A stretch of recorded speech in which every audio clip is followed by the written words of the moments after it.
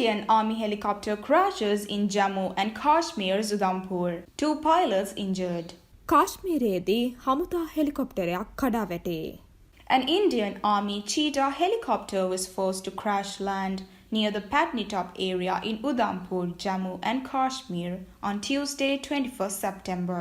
2 pilots were injured in the crash landing and were being evacuated to the hospital, the army said.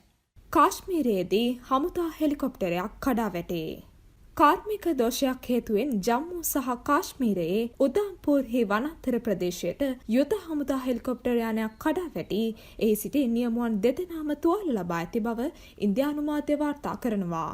ඉන්දියානු හමුදාවට අයත් චීටා හෙලිකොප්ටරය අඟහරුවාදා උදැසන පුහුණුවීම් සඳහා පිටත්ව ගොස් ඇති බවයි වාර්තා වන්නේ.